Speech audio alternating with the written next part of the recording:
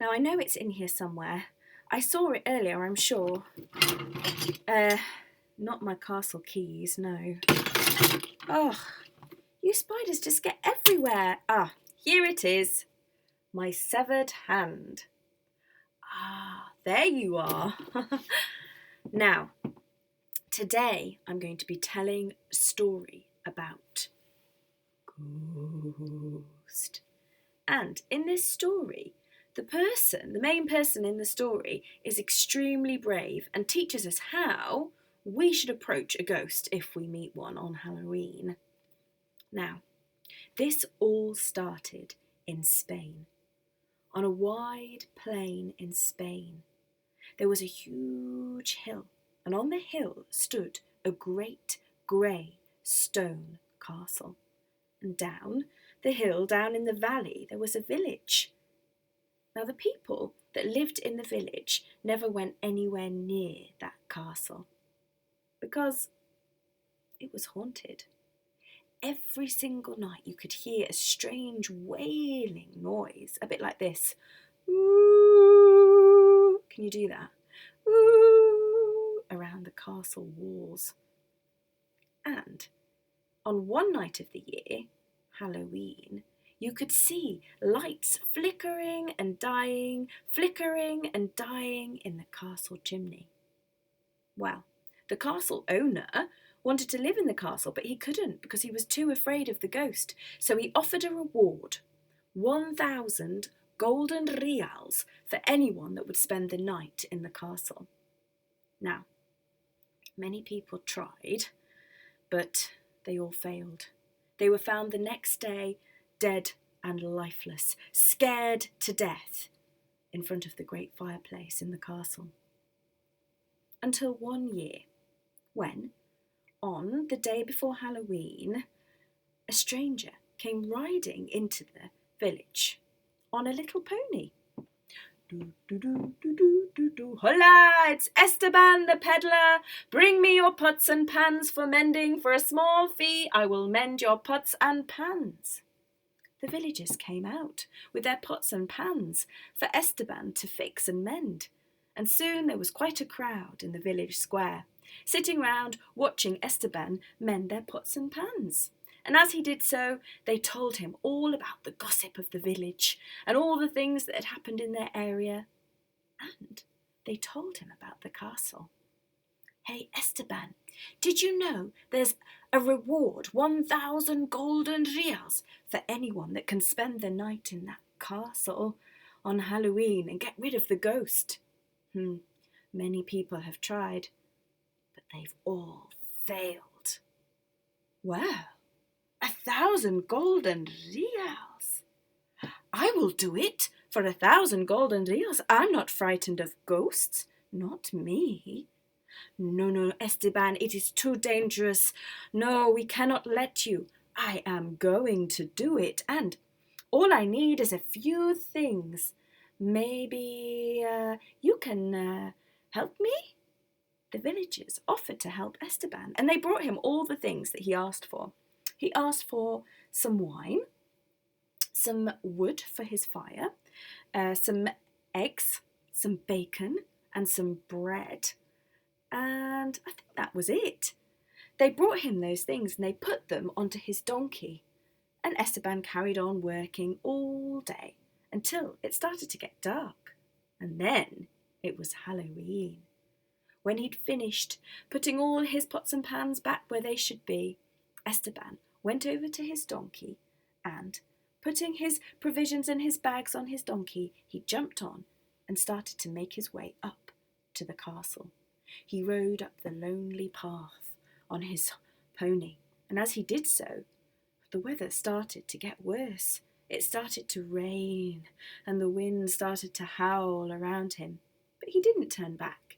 He carried on until he came to the great castle walls. There was a huge entrance. He made his way through on his donkey into the courtyard, and then, when he found a good place, he stopped, got off, tethered his donkey, and took his great bag of provisions on his shoulder, and he made his way up to the castle door. It was a huge oak door. He opened it and...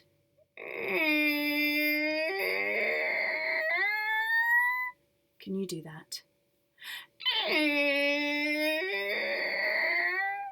cold, dank smell came from inside of that castle. Esteban walked forward. He could see huge tapestries hanging on the walls. He could see the spiders scuttling around. In the corners of the rooms, he could hear the bats that were beating their wings on high. But he didn't turn back. He carried on through the great hallway and down to the huge fireplace. He put his bag down. He sat down on a small stool and he began to make a fire in the fireplace. Once it was lit and roaring, he got a frying pan out, put it on the top, and he cracked some eggs in it and some bacon, and he sat back.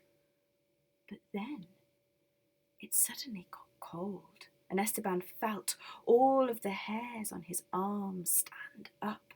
He shivered. There was a strange rustling, crackling noise coming from up in the chimney, and then he heard a noise, a low, whining, moaning noise like this. I'm falling down the chimney.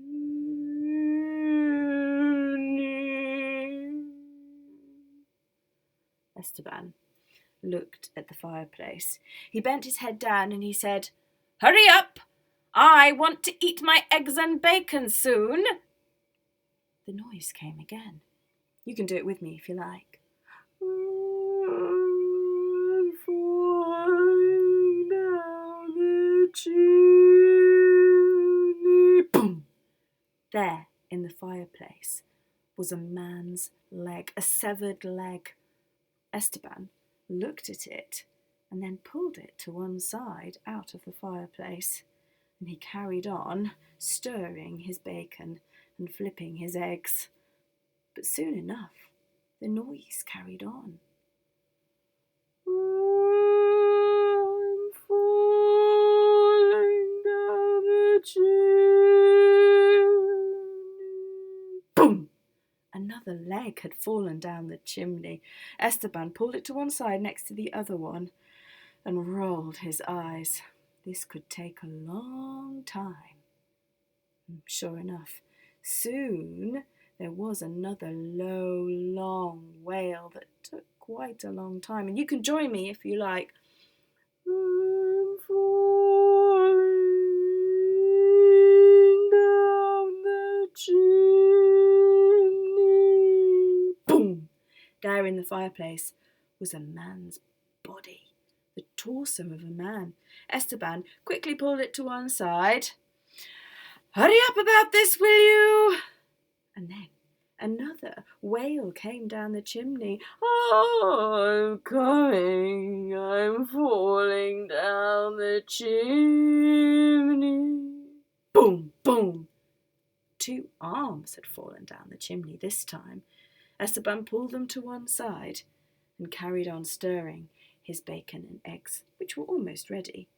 But then the longest, shrillest, horriblest wail started to come down the chimney and echo around the hall.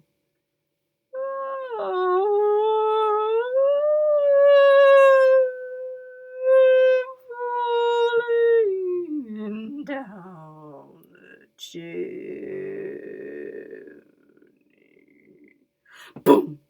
There, in the fireplace, was a man's severed head. Long, black, curly hair, a long, black, curly beard, scars on his face, and a grimace like this. Esteban pulled the head to one side and looked to see what would happen. Soon enough, the body began to assemble together, and there, standing in front of him, was a man. A ghost of a man, obviously. And then it started to speak. You are the first to stay alive for me to fall down the chimney. I was murdered, and I cannot rest. You must do as I say. I will do no such thing. What's in it for me?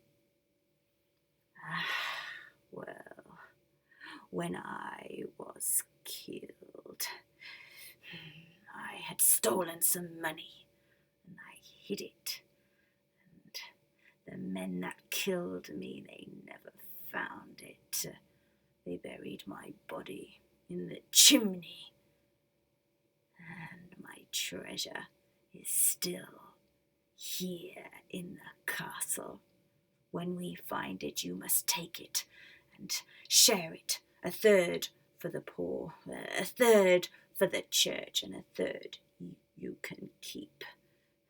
But you must bury my clothes in the graveyard so that I can rest in peace and haunt no more.